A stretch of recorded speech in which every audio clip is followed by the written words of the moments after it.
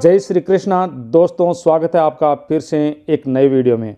आज हम एक विशेष टॉपिक पर चर्चा करने वाले हैं और आज का टॉपिक है कि पिता के घर में रहने वाली स्त्री कौन सा पाप करती है और उसका फल किसे भोगना पड़ता है, उसके माता पिता को या पति को। दोस्तों, इस विषय में एक प्राचीन कथा का वर्णन हमारे पुराणों में किया गया है। आज हम आपको वह महान कथा सुनाने वाले हैं। एक समय की बात है, देवर्षि नारद यमलोक में यमराज से मिलने के लिए जा रहे थे तो उन्हें मार्ग में स्थित नरकों में अनेक स्त्रियां यातनाएं भोगती हुई दिखाई पड़ी, जिन्हें देखकर देवर्षि को बड़ा दुख होता है। उन स्त्रियों का अंग अंग जल रहा होता है और वह जोर जोर से चित्कार कर रही होती है और चिल्लाती हुई कहती है कि हमने पिता के घर में रहकर घोर पाप किया है, अब हमें इस पाप से मुक्ति कैसे मिलेगी। उनका करुण भरा विलाप सुनकर नारद जी यमराज के पास चले जाते हैं। नारद जी को देखकर यमराज उनका स्वागत करते हुए कहते हैं, हे देवर्षि, यमपुरी में आपका स्वागत है। आज किस प्रयोजन से आपका यमपुरी में आगमन हुआ है?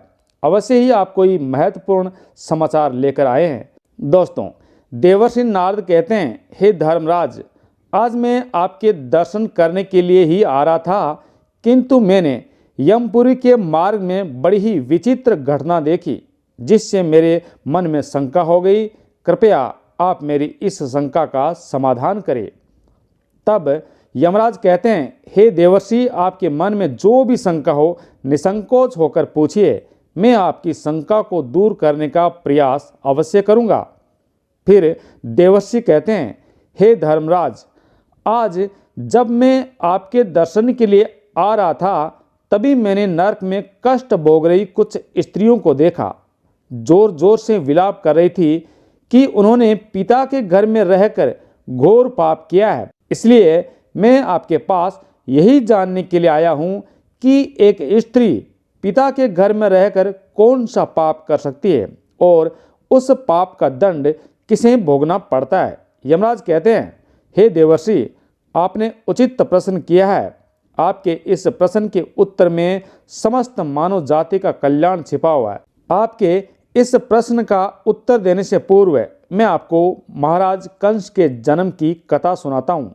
महाराज कंस के जन्म की इस कथा के माध्यम से आपकी शंका भी दूर हो जाएगी और समस्त मनुष्य जाति को महत्वपूर्ण ज्ञान की प्राप्ति होगी। इसलिए आप इस कथा को ध्यान से एवं पूरा सुनिएगा। जो भी मनुष्य इस कथा का श्रवण करता है, मैं उनके 32 प्रकार के दोष माफ करता हूँ। साथ ही दोस्तों, यदि आप अपने जीवन में कुछ नया सीखना चाहते हैं तो सब्सक्राइब जरूर कर लेना। तो दोस्तों, देवर्षि नारद कहते हैं, हे धर्मराज, आप इस कथा को अवश्य कहिए। मैं इस कथा को सुनने के लिए उत्सुक हूँ। मैं इस कथा को ध्यान पूर्वक सुनकर इसका प्रचार भी करूँगा। फिर यमराज देवर्षि को वह कथा सुनाने लगते हैं और कहते हैं, हे देवर्षि, द्वापर युग के आने पर ये इतिहास घटित होने वाला है। अर्थात यमराज देवर्षि नारद को ये भविष्यवाणी के तौर पर कथा सुनाते हैं। हालांकि अभी ऐसा हुआ नहीं है कथा के अनुसार, लेकिन भविष्य में ऐसा होगा। यहाँ पर इस बात की चर्चा हो रही है। तो यदुकुल नरेश वीरवर राजा उग्रसेन के यहाँ पर जो घटना घटित होने वाली है, मैं उसी का भविष्य काल के रूप में आपके समक्ष वर्णन करता हूँ। दोस्तों, यमराज जी कहते हैं, मध्य प्रदेश में मथुरा नाम की नगरी है। उस नगरी में उग्रसेन नाम के यदुवंशी सम्राट होंगे। राजा उग्रसेन बड़े ही पराक्रमी, संपूर्ण धर्मों के जानने वाले, बलवान, दानशूर तथा अत्यंत बुद्धिमान होंगे। महाराज अपनी प्रजा का पालन करने में तत्पर तथा सत्य धर्म का पालन करने वाले होंगे। उसी समय में विदर्भ नाम के देश पर सत्यकेतु नाम का एक महाराज राज्य करेंगे। सत्यकेतु की एक पुत्री होगी जिसका नाम पद्मावती होगा, जो अत्यंत सुंदर, सत्य धर्म का पालन करने वाली, गुणवान, चरित्रवान तथा स्त्री के समस्त गुणों से युक्त साक्षात लक्ष्मी के समान रूप वाली होगी। महाराज सत्यकेतु ने जब अपनी पुत्री का विवाह करने का विचार किया और उनके लिए उचित वर खोजने में लगे, तो उन्हें उस समय महाराज उग्रसेन के समान कोई दूसरा राजा दिखाई नहीं पड़ा। इसलिए उन्होंने अपनी पुत्री का विवाह महाराज उग्रसेन से कर दिया और विवाह के बाद रानी पद्मावती ने महाराज उग्रसेन की बड़ी सेवा की। रानी पद्मावती के स्नेह और प्रेम से मथुरा नरेश उग्रसेन प्रसन्न हो गए और वह पद्मावती को प्राणों से भी अधिक प्रेम करने लगे और रानी पद्मावती के बिना अकेले भोजन भी नहीं करते थे। महाराज पद्मावती से इतना प्रेम करने लगे थे कि उनके बिना उन्हें एक क्षण भी चैन नहीं पड़ता था। उन्हें पद्मावती की मधुर बातें तमाम सुख प्रदान करती थी। पद्मावती की मुस्कान से ही महाराज मंत्र मुग्ध हो जाया करते थे। पद्मावती भी महाराज से बहुत अधिक प्रेम करने लगी थी। इस प्रकार से महाराज उग्रसेन और पद्मावती में परस्पर प्रेम बहुत अधिक बढ़ गया था। फिर कुछ समय के पश्चात महारानी पद्मावती के पिता विदर्भ नरेश सत्यकेतु को अपनी पुत्री की बड़ी याद आने लगी।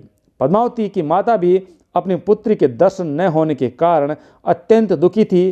तब महाराज केतु ने महाराज उग्रसेन के पास अपने दूत को भेजा। उस दूत ने मथुरा जाकर महाराज उग्रसेन से आदरपूर्वक कहा, हे महाराज, विदर्भ नरेश सत्यकेतु ने अपनी कुशलता का समाचार भेजा है और आपका कुशल समाचार पूछा है। यदि आपको उनका स्नेह और सम्मान स्वीकार हो तो आप कृपा करके राजकुमारी पद्मावती को उनके यहाँ भेजने की व्यवस्था कीजिए। वह अपनी पुत्री को देखना चाहते हैं। उन्हें बड़े दिनों से अपनी पुत्री की याद आ रही है और उससे मिलने की उनके मन में बड़ी इच्छा है। महाराज उग्रसेन ने जब दूत के मुख से ये बातें सुनी तो उन्होंने बड़े आदर के साथ महाराज सत्यकेतु की इच्छा का स्वागत किया और अपनी उदारता दिखाते हुए उन्होंने अपनी प्राण प्रिय पत्नी पद्मावती को उनके पिता के पास भेजने का निश्चय किया। महारानी पद्मावती अपने पति के निर्णय से अत्यंत प्रसन्न हुई और अपने पति से आज्ञा लेकर पिता से मिलने के लिए रथ में बैठकर चली गई। अपने पिता के घर पहुंचकर पद्मावती ने पिता को नमस्कार किया और उनके चरण स्पर्श किया। अपनी पुत्री को देखकर महाराज सत्यकेतु को और उनकी पत्नी को बड़ी प्रसन्नता हुई। फिर पद्मावती अपने पिता के घर में बड़ी ही प्रसन्नता के साथ रहने लगी। वह अपने सखियों से मिली और उनके साथ स्वच्छंद होकर विहार करने लगी। पहले की तरह ही वह वन में घूमने लगी थी। नदी सरोवर के पास जाकर विचरण करने लगी। अपने पिता के घर आकर वह पुनः बालिका बन गई और उसके आचरण में भी बालिका की तरह संकोच का भाव मात्र ना रहा और वह इधर उधर स्वतंत्र होकर घूमने लगी। फिर एक दिन की बात, पद्मावती अपने सखियों के साथ एक सुंदर पर्वत पर सैर करने के लिए चली गई। उस पर्वत की तराई में एक रमणीय वन दिखाई दिया जो सुंदर सुंदर वृक्षों से शोभायमान था। उस वन में एक अत्यंत मनोहर स्वच्छ जल से भरा हुआ सरोवर था।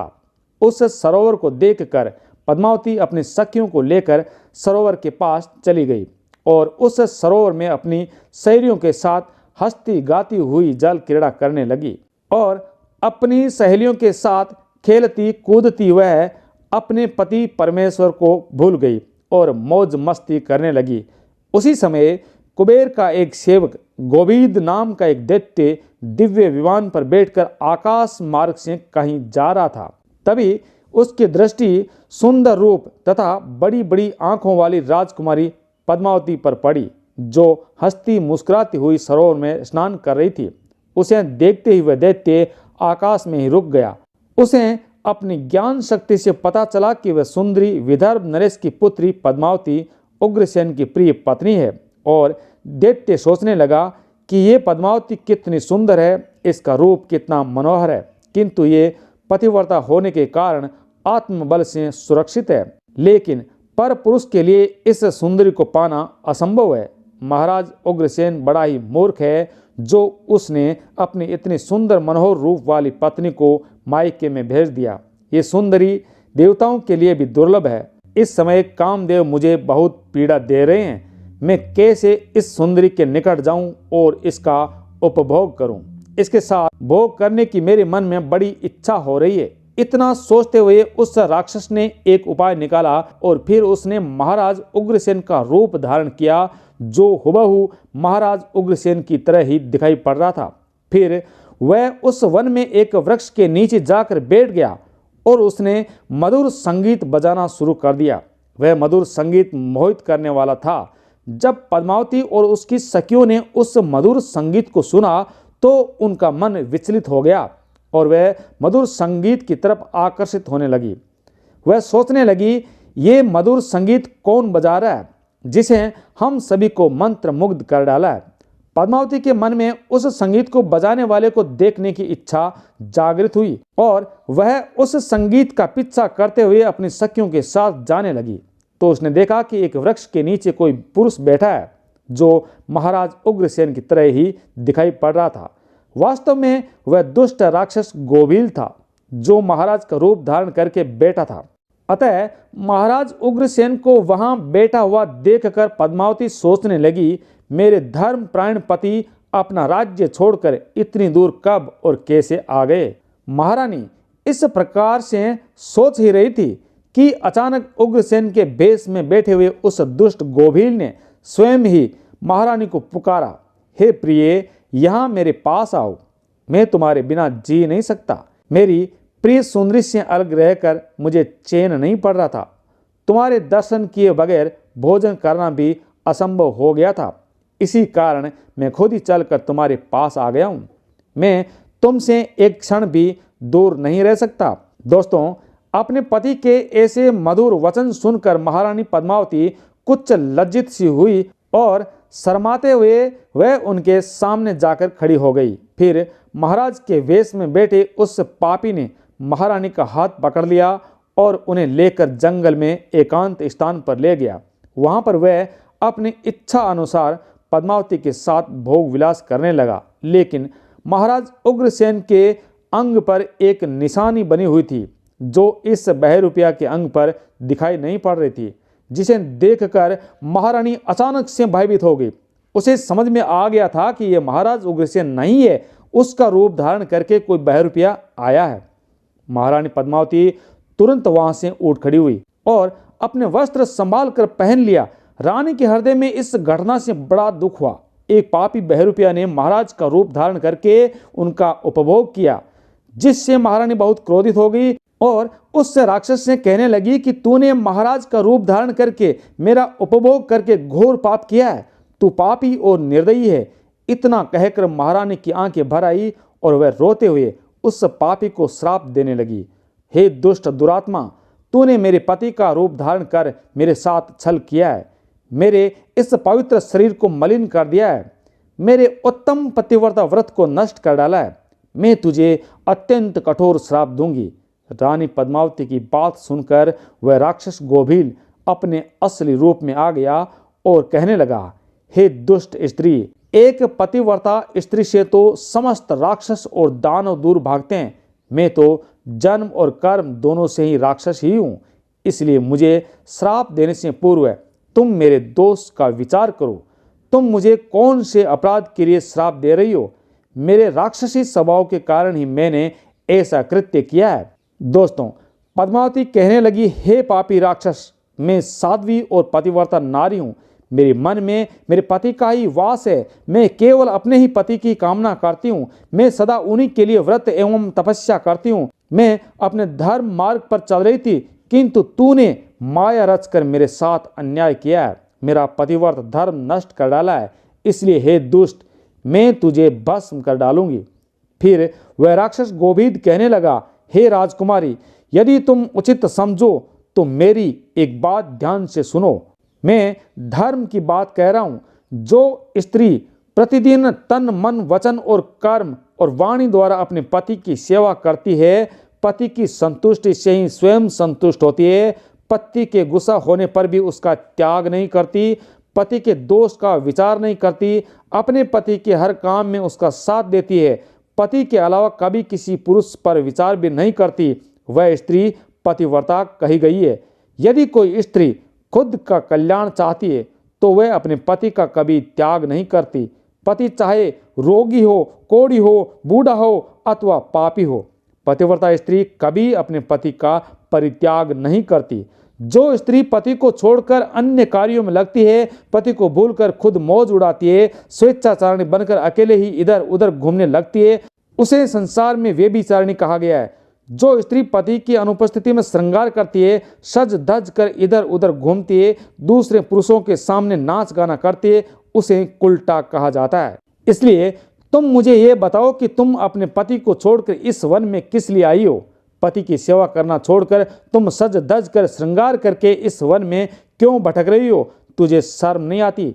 और फिर तुम किस मुंह से कह रही हो कि तुम पतिव्रता हो? कर्म से तो तुम पतिव्रता दिखाई नहीं पड़ती हो। तुम अपने पति के बिना निर्भय होकर इस पर्वत और वन में मतवाली होकर घूम रही हो, इसलिए तुम पापिनी हो। और मैंने तुझे सही राह पर लाने के लिए तेरा उपभोग करके तुझे दंड दिया है। अब तुम इसके बाद कभी ऐसी दुष्टता नहीं करोगी। मुझे बताओ, तुम यहाँ पर किस लिए आई हो? ये श्रृंगार, ये आभूषण, ये मनोहर सुंदर सुंदर वस्त्र धारण करके किसके लिए घूम रही हो? तुम्हारा पति तो दूर विदेश में रहता है। पापिनी, अब बोलो, किस लिए और किसके लिए ये सब किया है? और कहाँ है तुम्हारा पतिव्रता धर्म? दिखाओ तो मुझे। प्रिय मित्रों, यहाँ पर गोविल दैत्य कहता है कि हे व्यभिचारिणी स्त्री के समान बर्ताव करने वाली स्त्री, तुम इस समय अपने पति से 400 कोस दूर हो। कहाँ है तुम्हारे अंदर पति को देवता मानने का भाव? अरे दुष्ट स्त्री, तुझे शर्म भी नहीं आती? खुद के ऐसे बर्ताव पर तुझे घृणा भी नहीं होती? तू क्या मेरे सामने बोलेगी? तू खुद पाप करके यहाँ पर घूम रही है, सुंदर वस्त्र आभूषण पहनकर पराये पुरुषों को आकर्षित कर रही है कि तू पतिव्रता है। उस गोविल के ऐसे वचन सुनकर पद्मावती कहने लगी, अरे नीच राक्षस, सुन, मेरे पिता ने मुझे अपने पति के घर से बुलाया है, इसलिए मैं आई हूँ। इसमें पाप कहाँ है? मैं काम, लोभ तथा मोह के वश में पति को छोड़कर नहीं आई हूँ। इस वन में भी मैं सदैव अपने पति का ही चिंतन करती रहती हूँ। लेकिन हे पापी, तूने मेरे पति का रूप धारण करके मुझे धोखा दिया है। एक पतिव्रता स्त्री का पतिव्रत धर्म भंग करने वाले को घोर नरक में डाला जाता है और उसे सूअर का जन्म मिलता है। क्या तुझे इतना भी नहीं पता? तू नहीं जानता मैं अपने पति से बहुत प्रेम करती हूँ। मैंने कभी भी अपने पति का अपमान नहीं किया और सदैव उनकी सेवा की है। मैंने कभी अपने पति की आज्ञा का उल्लंघन नहीं किया। तो फिर क्यों तूने एक पतिव्रता स्त्री को दूषित करने का दुस्साहस किया है? अरे दुष्ट राक्षस, देवता भी पतिव्रता स्त्री से भयभीत रहते हैं। पतिव्रता स्त्री के श्राप से तो सूर्य की अग्नि भी ठंडी पड़ जाती है, सरोवर सूख जाते हैं, वृक्ष फलीन हो जाते हैं। पतिव्रता स्त्री के बिना ये संसार नष्ट हो जाएगा। फिर गोविल ने कहा, पद्मावती मेरी बात सुनो, अंधे मनुष्य को कुछ भी दिखाई नहीं देता है। इस समय तुम धर्म रूपी नेत्रों से हीन हो गई हो, इसलिए तुम अपने पति को पहचान नहीं पाई। जिस समय पर तुम्हारे मन में अपने पति का घर छोड़कर पिता के घर पर आने की इच्छा हुई, उसी समय तुम अपने पति के मन की भावना को छोड़कर उनके ध्यान से मुक्त हो गई। पतिव्रता स्त्री निरंतर केवल पति का ही चिंतन करती है। जब तुम्हारे अंदर पति से दूर होने की भावना जाग गई, उसी समय तुम्हारे हृदय की आंखें फूट गई। फिर तुम मुझे कैसे पहचान पाती? तुम अगर सच्ची पतिव्रता होती तो मुझे देखते ही पहचान लेती। पतिव्रता स्त्री के मन में केवल उसका पति ही नहीं होता, वह अपने पति की सुगंध से भी उसे दूर से पहचान लेती है। लेकिन तुम अपने पिता के घर पर आकर अपने पति को भूल चुकी थी, इसलिए तुमने मुझे पहचाना नहीं और अपना पति समझकर मेरे साथ चली आई। गोविल के इस प्रकार के निष्ठुर वचन सुनकर रानी पद्मावती को अपनी भूल का पता चल गया और उसके हृदय में बड़ा दुख हुआ। पद्मावती पश्चाताप करने लगी। फिर गोविल ने कहा, हे सुबह, मैंने तुम्हारा उपभोग किया है, जिससे तीनों लोगों को कष्ट पहुंचाने वाला पुत्र उत्पन्न होगा। यही तुम्हारे इस पाप का दंड है। इतना कहकर वह राक्षस वहां से चला गया। गोविल बड़ा ही दुष्ट और पापी था। उसके माया जाल में फंसकर एक पवित्र नारी का पतिव्रत धर्म नष्ट हो चुका था। उसके चले जाने के बाद रानी पद्मावती अत्यंत दुखी होकर रोने लगी। उसके रोने की आवाज़ सुनकर उसकी सखियां दौड़कर उस स्थान पर चली आई और उससे पूछने लगी, हे राजकुमारी, आप क्यों रो रही हो? क्या हुआ है? महाराज उग्रसेन कहाँ चले गए हैं? फिर महारानी पद्मावती ने अत्यंत दुखी होकर रोते हुए अपनी सखियों को सारी हकीकत बता दी। फिर सखियां पद्मावती को उसके पिता के घर ले गई। वहां जाकर रानी पद्मावती शंका और दुख से थर-थर कांपने लगी। सखियों ने रानी की माता को सारी बातें बता दी।